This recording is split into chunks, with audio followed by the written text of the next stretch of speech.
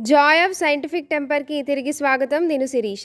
ఈరోజు మనం లెవిరేట్ అంటే ఏంటి, లెవిరేట్ మ్యారేజ్ అంటే ఏంటి, సోరరేట్ మ్యారేజ్ అంటే ఏంటో తెలుసుకుందాం. లెవిరేట్ అంటే the sometimes compulsory marriage of a widow to a brother of her deceased. Widow అంటే ఎవరు? వితంతువు. భర్త చనిపోయిన వారిని వితంతువు అని అంటారు. డిసీజ్డ్ అంటే డెడ్, చనిపోయిన వారు అని అర్థం.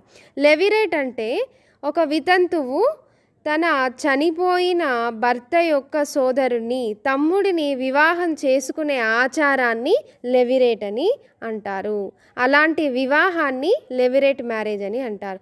చనిపోయిన తన భర్త యొక్క తమ్ముడిని వివాహం చేసుకునే ఆచారాన్ని లెవిరేట్ అని అంటారు. ఇది పూర్వకాలంలో ఎక్కువగా ఈ ఆచారం ఉండేది. ఇప్పటికీ చాలా ట్రైబల్స్లో ఇలాంటి ఆచారం ఉంటుంది. మరి సోరరేట్ అంటే ఏంటి? దానికి opposite. The custom in some societies of a widower marrying his deceased wife's younger sister. Widower ఇక్కడ ఒక వ్యక్తి తన చనిపోయిన భార్య యొక్క చెల్లెలిని పెళ్లి చేసుకునే ఆచారాన్ని, ఆ కష్టం అంటే ఆచారాన్ని సోరరేట్ అని అంటారు. అలాంటి వివాహాన్ని సోరరేట్ మ్యారేజ్ అని అంటారు. కొన్ని సమాజాలలో ఇలాంటి ఆచారం ఉంటుంది. ఎప్పుడెప్పుడు వీళ్ళు ఇలాంటి మ్యారేజ్ చేసుకుంటారంటే, ఒకటి తన భార్య చనిపోయినప్పుడు, లేదంటే తన భార్యకి ఇంకా పిల్లలు పుట్టరు అని నిరూపించబడినప్పుడు. If his wife has proven infertile, తనకి పిల్లలు పుట్టరు అని నిరూపించబడితే అలాంటప్పుడు తన చెల్లెలిని పెళ్లి చేసుకునే ఆచారాన్ని సోరరేట్ మ్యారేజ్ అని అంటారు. ఇదేం ఆచారాలు అని అనిపిస్తుంది కదా. వదినని తల్లిలాగా, మరదల్ని కూతురులాగా చూడాలంటారు. కానీ ఏంటి ఈ ఆచారాలు? వినటానికి అంత ఏదోలా ఉంది కదా. That's it. Friends, if you like my explanation, please do subscribe and share. Thank you.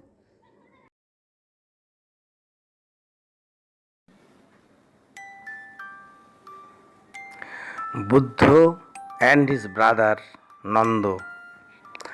Nanda, influenced by Buddha, has taken monkhood, ignoring his father Shuddhodhan's offer to be the next king. He ignored his beloved Kollani at that time. But many times Nanda becomes unmindful.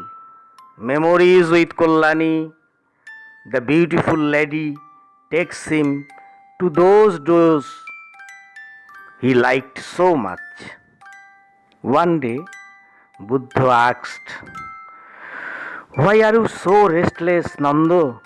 You are not so sincere in our life. Are you still thinking of Kollani?" Nanda said, "It is impossible for any human being to forget her, Lord. She is so beautiful, so charming." Buddha, I will take you to a beautiful place where there is more beautiful woman than Kollani. Buddha took Nanda to Indra's sky. He saw there the celestial nymphs, more and more beautiful than Kollani. Nanda forgot Kollani and maddened by desire for the Apsaras, Nanda asked Buddha, "Will I get one of those if I live a life of a monk now?" Buddha nodded in affirmative. Nanda began practice diligently to win the Apsaras, but ultimately his desire disappeared and attained the insight to see the truth that desire is the cause of restlessness. He told Buddha respectfully, "Lord, I realize the exquisite happiness. I release you from your promise of celestial nymphs. I am free now from the bondage of desire. My love is universal." Buddha smiled only. Be free from desire and bondage for happiness.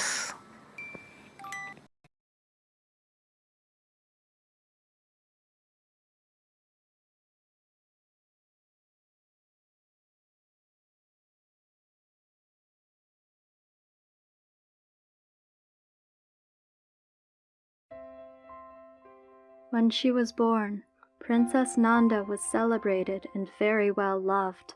She was born to King Suddhodana, who was the Buddha's father, and Mahaprajapatji Gouthami, the Buddha's stepmother, who had raised him since birth.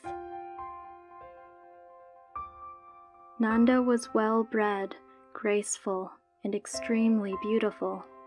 In order to distinguish her from others with the same name, she was known as Rupananda, meaning beautiful Nanda.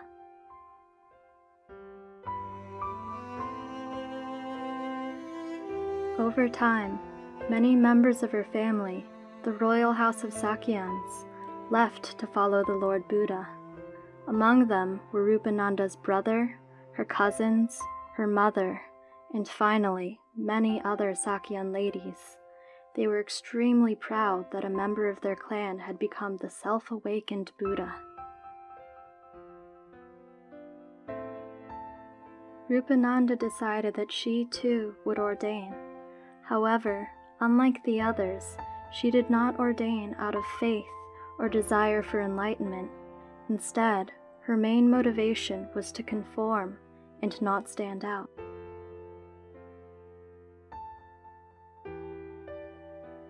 For so long, her thoughts had been consumed by her beauty and her popularity. Now that she was a bhikkhuni, a female monk, Rupananda felt new pressure. When many of the bhikkhunis would go to see the Buddha and listen to the Dhamma, Rupananda would make an excuse and refuse to go. One day, the Buddha called all the bhikkhunis to him, and Rupananda refused to go.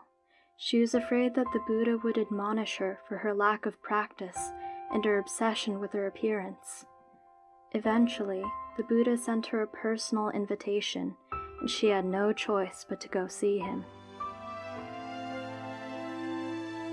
When she got there, Rupananda was ashamed and scared.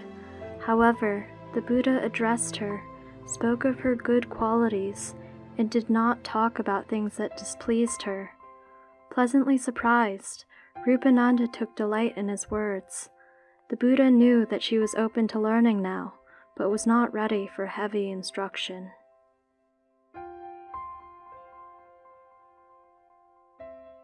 Because the Buddha knew that Rupananda was obsessed with her beauty, he used his psychic powers to conjure up an even more beautiful girl. When Rupananda saw her, she could not take her eyes off the mirage. But as Rupananda watched, the young, beautiful girl began to age rapidly right before her eyes.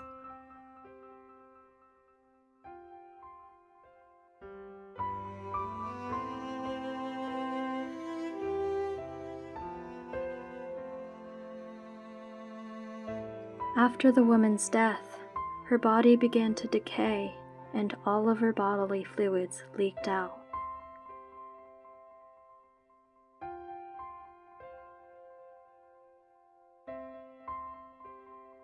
Rupananda internalized this vision. She saw that just like the young, beautiful girl could not avoid aging or change, neither could she.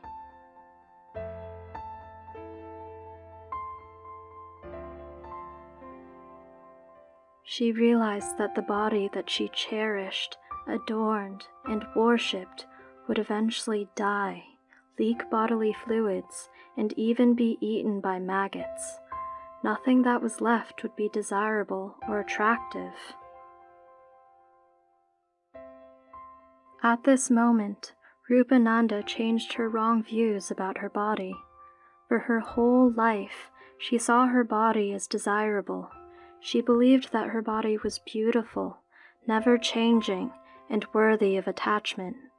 But now she knew the truth. Her body was constantly changing and aging. It was unable to be the way she wanted it to be. Rupananda then let go of all of her attachments to her physical body and became a Sotapanna, a stream enterer. What do you think the moral of this story is? We hope you enjoyed the video. Click like if you did, and click subscribe if you want to see our uploads.